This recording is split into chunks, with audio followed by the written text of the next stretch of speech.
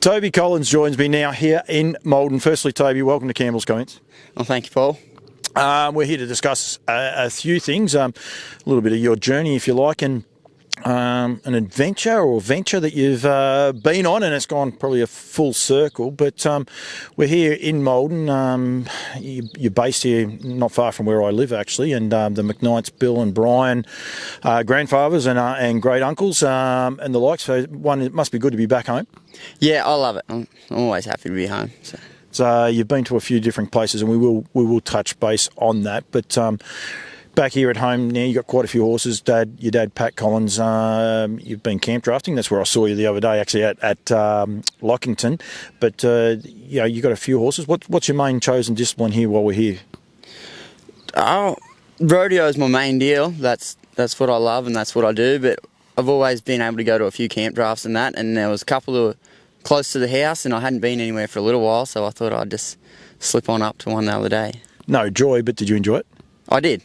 I love it. Yeah, that's always one of the good things. I'm lucky enough I'm heading up to Chinchilla next week, so I'll be pretty excited about that. We were just starting to talk there that you got back from America. You were 21 years of age when you took off to America.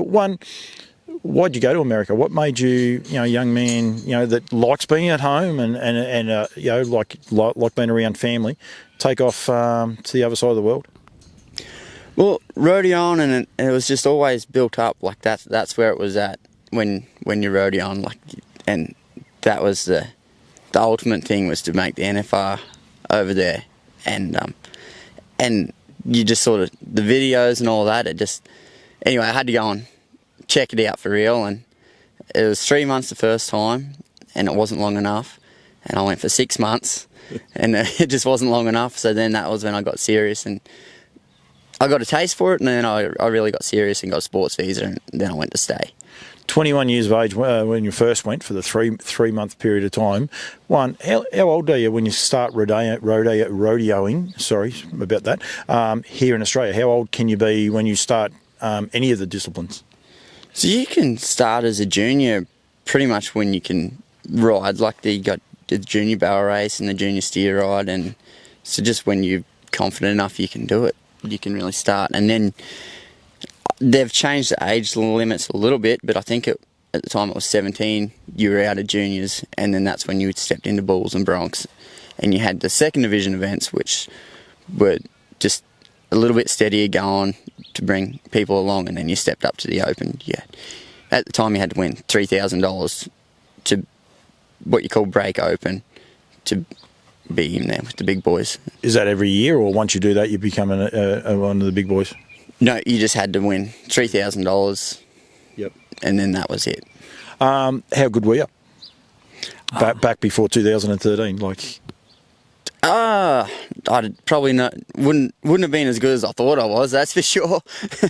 But I had a little bit of success yeah.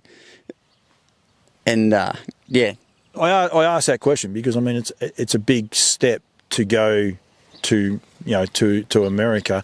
I would imagine there'd be Australian champs that are dead set homebodies that would be saying, no, I'm still don't want to go there. Do you think the fact that you were so young, and as you said, you probably thought you were a bit better than what you were at the time, you think that's probably helps you to say, right, I'm going to have a crack at this overseas?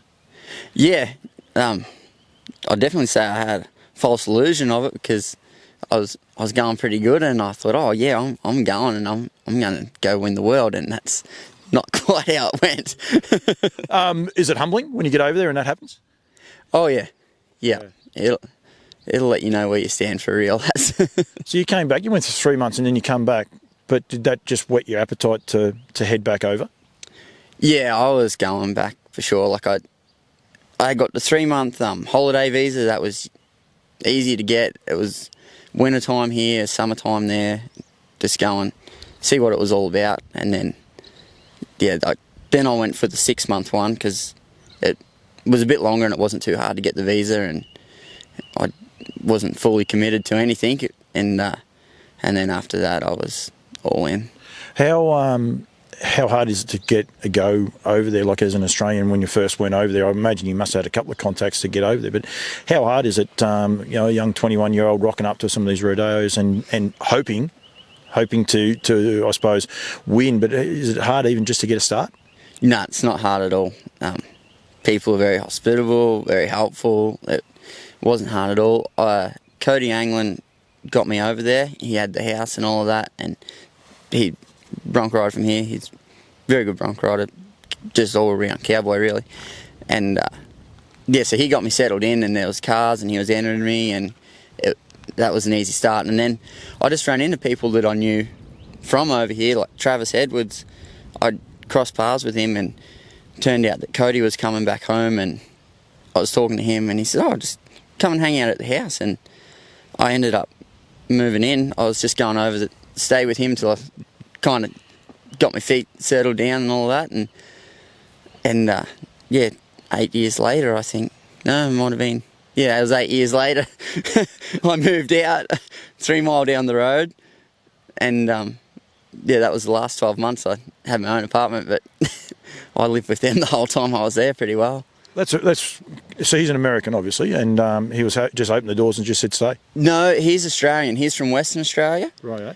And he was over here, like I knew him, I would have been 10 or 11 years old when he was over here, and I knew him, well, as good as a 11-year-old kid can know someone, but he was he was riding, he was doing all 3 rough stock events, he did every event in rodeo, and you know, he won the rookie title here, and then he left, he went over there, and I hadn't seen him for about 10 years or so, and then yeah, we crossed paths, and yeah, hanging out with him again. And that's one cool. It's actually sensational how small the world it is, and you got to say hats off to him too, because obviously it made your decision to stay there probably a lot easier once you knew you were going to be staying with someone that you were comfortable around as well. Yeah, it made it super easy for me to be over there. I mean, and he'd been through it all, so he knew when to tell me not to do something. He'd let me roll and work things out, but he knew when to tell me not to do something, and could set me up and steer me in the right direction to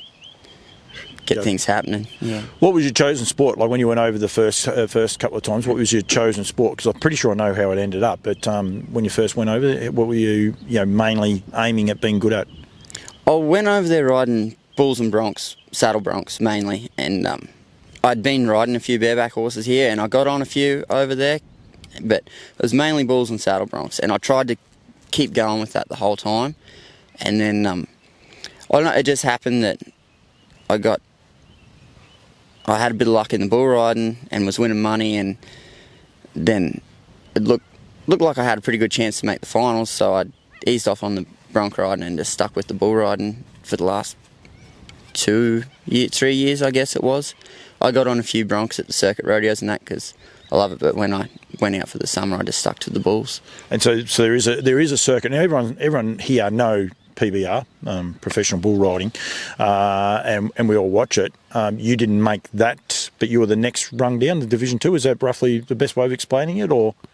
So I was rodeoing, like the PBR is just bull riding, and then I was pro rodeoing. Yep. That's sort of 2 different deals altogether. So pro rodeoing is professional people and doing rodeo disciplines. Yeah. So. Yeah. And it's a full-on circuit. Like, how long does the circuit go for? It goes pretty much all year. It'll slow down. November, I guess, there's not very much, and December's when the finals are. So you got just the finals in December. That's about it, and then it fires back up again. There's a few bigger ones on in January, but it's not crazy. Everyone just goes to them bigger ones, and then after that, it gets rolling. How big? Is it like, we go to rodeos here, especially down here in Victoria. They're probably not as big as some of the Queensland ones, and that. But how big is that professional rodeoing? I know I say that word wrong. Everyone's going to be telling me off for rodeoing. In America, how big is it? It's pretty big. It's every little town's got one. It's big. I don't know how you can compare it to big. Like the money's big, the competitors are big, like the big entries, big money, big crowds. All of it's big. Super competitive? Very. Yeah. Yeah, very competitive. good mates, the guys you're competing against? Like it seems that, like you watch, we get access to the PBR, but we'll actually give a bit of a YouTube shout out to a couple of the others in a minute. But the PBR, they seem like a lot of them are good mates. Everyone roots for everyone to come out and win. Yeah, everybody's going, everybody's helping. People, the summertime, it's crazy that you get mixed up and you got to be here, there and everywhere, and you might leave your rig with somebody for days, weeks, and you catch rides with someone, or your rig might break down and you just winging it, catching it's... So you just leave your car? Or you might say, right, I've got to fly, or I'm going to go with someone. Do you fly between events, or is it pretty much worked out that you can drive between them?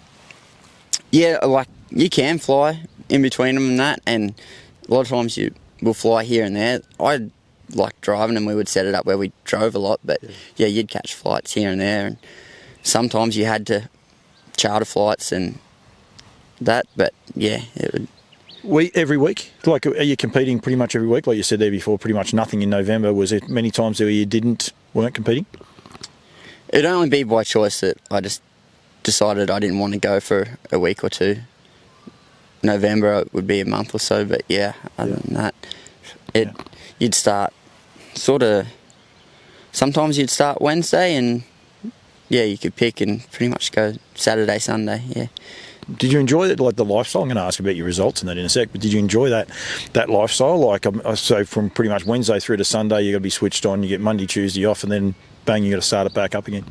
Yeah, no, I did, because you could pick and choose, and I mean, you're just doing what was fun. Like it wasn't anything that you do that you want to be real successful becomes work because you're working at it. But I mean, it was fun, and you were doing what you wanted to do, and you're hanging out with your mates, and everything's just fun. There's a great saying that when you don't know you're working, it's not actually work. And by the sounds of it, that's a bit where you were. Yeah.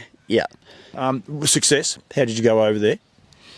I had some successes in that.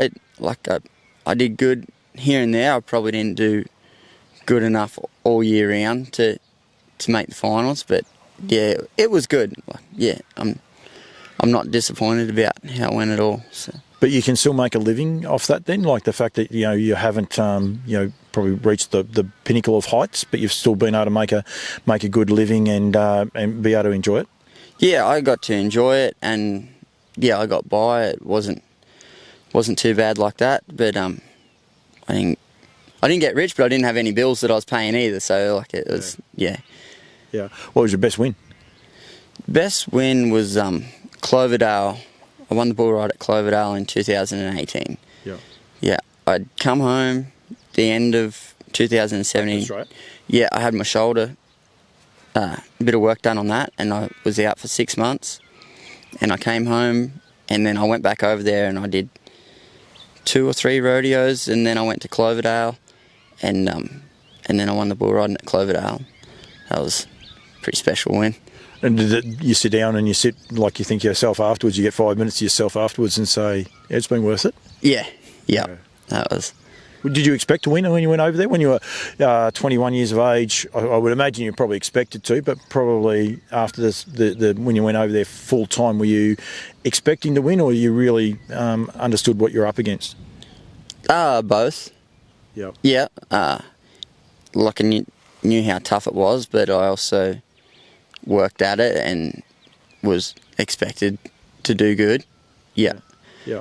The rodeos and the rodeoing, I'm going to get into so much trouble. It's like I'll say it both ways and then I don't get into too much trouble.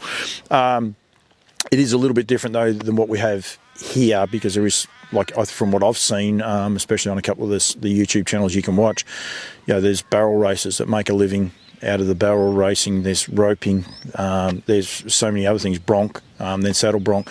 There's so many other different disciplines as compared to a few of the ones we see, especially down in the south of Australia. Yeah, everybody's doing it and making a living, but they're working hard at it too. It's not like it's an all-day deal. When they're home, they're up in the morning riding horses, practicing. It's a big job when you get that far into it. Now, you're not finished with it. You have come back here, and you've been back here, what, 6 months in Australia?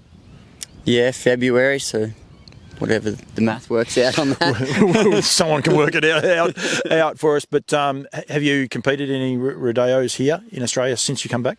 Yeah, so when I got back, I was back for maybe only a month, and I went to a few rodeos because I was going back over for Houston in March, and I didn't want to be not riding, and so I went back for that, and I come back, and then it was around Easter time, and I kept going, and there was some bigger events on here that didn't want to miss out on too, and then right up until July, I went back over there for 2 weeks, and then after that, I'd come home, and I'd just been trying to get settled into stuff sort of lined out here. I haven't really thought about it too much since then, but I'm helping him pick up a career path. But any joy when you come back in Australia? Any have you had any joy since you've been back here? Oh yeah, everywhere. Yeah, good. Well, that's a good result. And you're not going to stop rodeo riding. Oh man,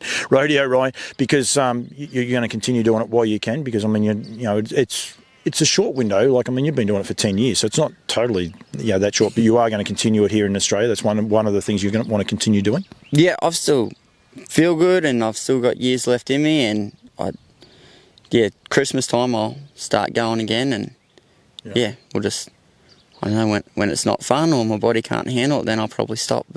But America's finished now. There's no more trips back to America, at least in the short term.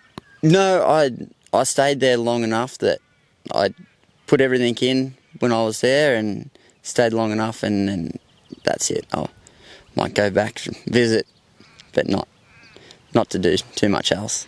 How much you learn when you go on those trips over there? You see stuff here. As I said, you're 21. Did you just go over there and you go, oh wow? Oh yeah, I had to learn how to read a map and everything. Because I was here and I sort of knew most of the places and could get to where I needed to be, and I got over there and I didn't have a iPhone yet, so I didn't know where anything was, and so it was I had to learn a lot of different stuff. What's the best thing you've taken out? I'll give you a minute to think about it, but the best thing you've taken about being in America that a few of us may not see, may not appreciate here in Australia? I honestly don't know. I never really. No, I never really gave that a thought. I should have probably worded you up there, because a lot of the time we see it's a lot of negative stuff like guns and things like that, but it can't be that way because so many people go over there and they just absolutely enjoy it. Yeah, no, I didn't think nothing of any of that. I mean, first time I went to the supermarket and I seen that you can buy them at Walmart. Was a bit of an eye-opener, but other than that, I didn't really think too much of it. So like Aldi, you can buy your snow gear from Aldi, you can walk over there and buy a gun. Yeah, pretty much. Okay, each to their own. Don't take another step or you're out of the camera shot, Tobes. So camp drafting, rodeo riding, you're doing a bit of farrier work and the rest, but you're going to put some roots down here, as they'd say in America anyway, and pretty much settle back into Australian way. You're not 100% sure what you're going to do? No, I mean, I'm a farrier by trade. I did my apprenticeship, and I'll get back into that. And my girlfriend, she's a barrel racer, Brittany. She's into breeding horses and bringing them along, and we've both bred a couple of horses, and we really want to put some time into producing our own horses and see how it goes. Wasn't sure what you were going to produce then. Mum and Dad might have been like, oh, okay. But I mean, there's plenty of goals. Did you meet Brittany in America, or did you already know her from over here? No, we already knew each other over here, but she happened to be working over there at the same time I was over there, and we crossed paths a little bit, and And she's come back here as well. Tobes, thank you. Great little story. I love it. As I said, I got to know you when you were very, very small back in the day, and I think it's a great little story. Great to have you back here, and just a good story about going over to America and making a living. I mean, I'm sure you would have liked to have come back as a world champ or something along those lines, but the fact that you've been over there for 10 years and been able to enjoy it, I think it's a great story. No, thank you, Paul. Thank you very much, Tobes.